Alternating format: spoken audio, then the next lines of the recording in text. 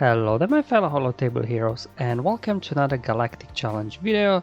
So in this one we're taken to the planet of Lothal where we have to face a squad of bounty hunters and we do have to use our Separatists to get max rewards. So as always I'll first go through the modifiers and the feats, show the team their mods, just go over some of the key mechanics in those teams, how they work. If you're not interested in all of those details, there'll be YouTube chapters below as always, so you can skip through to this section of the videos you're interested in. So I have two battles for you today. In the first one I'll be doing GG Separatist Squad to get a Separatist feat, and then the remaining feats I will do with my Imperial Troopers. But anyway, let's get started with the modifiers first. So the global modifier for Lothal is actually a very fun one because whenever any unit uses a special ability, they will call another random ally to assist, so get nice little attacks out of turn. And then also when they do attack out of turn, they'll be gaining a stack of Rebellious, which will just a little bit boost their damage and critical chance. This especially plays nice together with Imperial Troopers, because they'll have then as well lots of bonus turn meter in combination with Emperor's trap buffs as well, so they'll be really steamrolling the enemy there. Now the modifier for your Separatists is the one that we do know already, so you get a summoned droid, sniper droid there, unless obviously you summon Geo Brood, and then you get lots of stat boosts for your summoned unit as well as the other one, all across the board. Very powerful modifier for sure. And then the one for bounty hunters, so they do get again 9 stacks of true defense as always. And they also, whenever their payout is activated, so whenever they trigger a contract, they will get Frenzy for 1 turn and they will have increased damage and their cooldowns on reset. So if these guys hit a contract, you could be in trouble. Now speaking of the contract itself, we'll talk about it later. For now, let's just look at the feats. As mentioned before, we have to use the separate units and then as well win with taking 8 turns in a row. Again, lots of options there. I just think troopers were the easiest one to do. For some reason I counted way more than 8 turns with my General Grievous squad, but I wasn't credited for the feat, so I'm not sure what's happening. Maybe the summoned sniper droid a little bit interrupts the count, I'm not sure. Maybe you'll be able to get that done with GG as well, and then we do have to win after defeating 3 enemies in the same turn. Again, probably a few different options there, so for this one I'll be using troopers. Now as mentioned before, I do want to talk about how the contract is triggered, because we do have Fennec lead and obviously we don't really face Fennec much anywhere yet, but basically her leadership, the contract will trigger when 20 debuffs are dispelled or expire. Now you have to pay attention to this, because if you go in with somebody like, I don't know, Vader applying lots of dots, and whenever you defeat somebody, those debuffs count as expire, and so before you know it, the enemy will get contract triggered, then Django gets damage immunity for 2 turns, Boba gets an instant turn, so they can definitely ruin in what you're trying to do. So definitely if you're taking a debuff heavy team in there, you will have to make sure that you keep these guys stun locked, otherwise they will steamroll you if their contract triggers. So just something I wanted to highlight here. Because personally I wasn't aware exactly as well how Fennec's contract works. I just wanted to show you this as well. Alright, first battle is up now, so there's the GG. Just probably can run any sort of Separatist squad here really. I just went with the starter GG lineup because that's maybe the most common what people will have, and because of General Grievous leadership, whenever we damage target locked enemies, we'll be gaining bonus turn meter, we'll be removing bonus turn meter from the enemy. So we'll be having these guys under control. Obviously you got stun as well there with General Grievous if you need.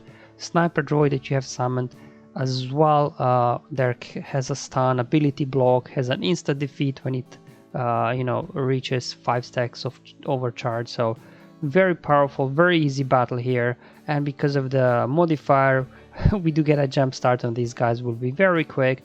So I just decided to stun Fennec there because she seems the fastest. Gonna smack an AoE, push back their turn meter, regain turn meter, roll up the Drekka, so then he has a chance to assist. We're getting as well obviously assists from B1. Just keep spamming AoEs whenever you attack. Just make sure you target a target locked enemy, because B1 and Drekka, when they assist, when they do hit that target locked enemy, obviously will help you a little bit with your turn meter train. Okay, here we go. I do want to take out Boba out first because remember, in a case that their contract triggers, he will get an instant turn. So definitely want to get him out. Grief he can dispel. So, you know, he's a threat as well if he gets a turn. But to be honest, they really shouldn't be able to get a turn versus Grievous lead, just because you keep removing their turn meter over and over again. Got Bosk down. Moving on Django. Let's see if we can take Grief out as well. Perfect. Going after Django because, you know, I don't want him getting damage immunity because then he just might be stuck for a couple of turns. There you go. Django's done. And just in time, as you can see, the contract trigger there with Fennec. If I would have gone after Fennec first, then Django would have his contract trigger and he would have damage immunity for 2 turns. So there you go. Definitely good thing to keep that in mind how Fennec contracts work. Alright, so this completed the Separatist feat for some reason as mentioned before. I'm pretty sure I did more than 8 turns in a row. So I'm not really sure why I wasn't credited. But anyway, Imperial Troopers will get these 8 turns in a row quite easily, as well as Crush Them feat. You can line up the enemies nicely and then just finish them off with a big AoE. There's obviously flexibility here with the trooper lineup. Obviously, if you do have Dark Trooper, he might be good as well. He's got a big AoE as well.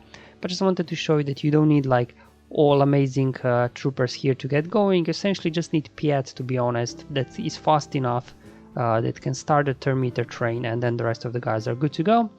Also Gideon, even at low stars, it doesn't really matter, just so that you can control situation, keep pushing their turn meter back so they don't get a turn at all. And I'm bringing Range Trooper just for some extra saves. Now I didn't want to bring Death Trooper because his basic there applies daze, applies stance. Again, I don't want to put too many debuffs on the enemies, so once I defeat them they don't get their contracts triggered. First I'll load an AoE just so we can get Grief there out of stealth, so we'll be able to target him as well. And the idea here is to begin with, it just kind of spread the damage here, just start whittling them down one by one and then line up 3 of them in red, and then hopefully, you know, AoE will finish them off in a single turn. I will actually put their mark on Range Trooper because Stark on his basic, he applies defense down as well. So I'm trying to limit the amount of debuffs I give out, so when I start defeating the enemies that their contracts don't get triggered. That's the reason why I did it on Range Trooper. Alright, so we go, just kind of spreading the damage. Obviously have to whittle down this true defense debuff from the enemy first before you can start doing some damage. There we go, we got Boba in the red. Now luckily with Django and Boba, if you do not get that lining up of, you know, low health perfectly, they do have an extra life, so you get a second chance of lining them up. But yeah, for now, just kind of have them in the red. So I'm trying now here to whittle the other guys down as well. Remember, whenever you use a special ability, somebody will be called to an assist.